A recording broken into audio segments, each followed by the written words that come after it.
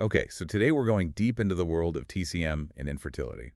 Sounds intense. It is fascinating stuff. And, I've been getting so many questions about this lately. Yeah, it's definitely a hot topic. It is. And, I have a feeling you might be personally interested in this too. Maybe just a little bit. Yeah. Well, let's jump in and see what these materials have to say about TCM and specifically its approach to infertility using herbal medicine. Okay, let's dive in. So one of the first things that really struck me was this concept of key blockages.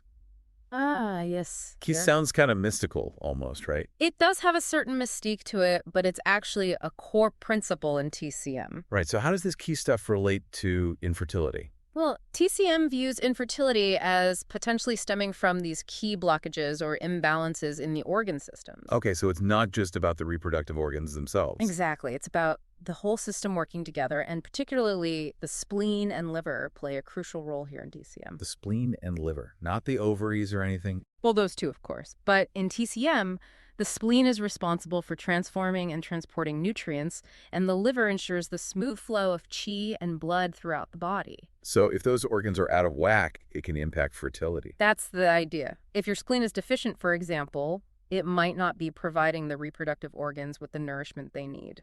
So it's all connected. Very much so. Yeah. And this is where herbal medicine comes into play. Right, because herbal medicine is a huge part of TCM. Absolutely. It's one of the cornerstones of TCM treatment. And how does it actually work for infertility? Well, TCM practitioners use specific herbs to address those underlying imbalances we talked about, like strengthening the spleen or regulating liver qi. So they're not directly targeting the reproductive system? Not necessarily. It's more about restoring balance to the whole body so everything can function optimally, including the reproductive system. That makes sense. Mm-hmm. So what kind of herbs are we talking about here? Give us some examples. Sure, there are so many. But some common ones include dengue and bai shao, which are often used to nourish the blood, and herbs like shang fu and wu yao, which can help regulate qi flow in the reproductive system. Wow, there are so many herbs to keep track of. I know it can feel overwhelming, but that's why seeing a qualified TCM practitioner is so important. Right, because they'll know which herbs are right for each person. Precisely. They'll create a personalized herbal formula based on your unique constitution.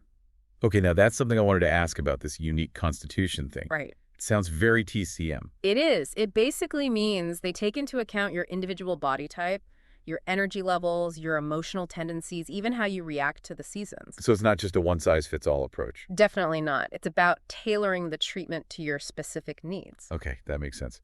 So how do they figure out all this stuff about your constitution? Well, they'll do a very thorough evaluation. The source mentioned an hour-and-a-half consultation. Yep. It's pretty in-depth. They'll ask you about your menstrual cycles, your digestion, your sleep, your emotional well-being, all sorts of things. Wow, they really dive deep. They do. And they might even look at your tongue and feel your pulse. Your tongue. Yeah, believe it or not, your tongue can reveal a lot about your internal state in TCM. Fascinating. So Yeah. after all that, they come up with your personalized herbal formula. Exactly. And they often work with reputable herb suppliers like Kamwo to ensure quality and safety. Combo. I think I've seen their store in Chinatown. Yep, they're well known for their high-quality herbs. So it's reassuring to know they're taking that aspect seriously. Absolutely. And it's not just a one-time thing either. They'll have you come back for follow-up consultations every few weeks to adjust the formula as needed. That makes sense because our bodies are constantly changing. Right. And what worked a few weeks ago might need tweaking.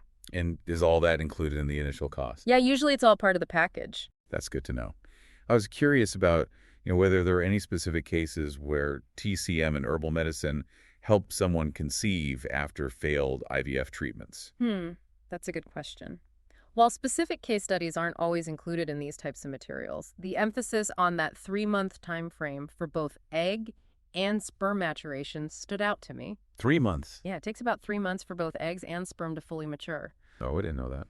And TCM practitioners really emphasize that time frame because it highlights their long-term approach. So they're not looking for quick fixes. Not at all. It's about addressing the root causes of infertility and supporting the body's natural processes. Which takes time.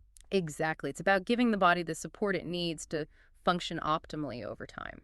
So for those listening, if you've been struggling with infertility and maybe haven't found success with conventional treatments, this deep dive is hopefully giving you some food for thought. Definitely TCM offers a whole different perspective, and it might be worth exploring further. You could open up new possibilities. No. Absolutely. And at the very least, it encourages us to think outside the box and consider all the options available to us. Well said. And who knows, maybe you'll find that TCM is the missing piece you've been searching for. It's definitely a path worth considering. All right, well, that was a fascinating deep dive into the world of TCM and its approach to infertility using herbal medicine. It was great to explore this topic with you. Likewise. And for our listeners, if you're interested in learning more about TCM and its potential benefits, there are plenty of resources available online and in your local community. Don't hesitate to reach out to a qualified practitioner if you have any questions. Exactly. And remember, everyone's journey is unique. So find what resonates with you and what feels right for your body and your path to parenthood. Well said. Thanks for joining us on this deep dive, and we'll see you next time. See you then. Bye. Bye-bye.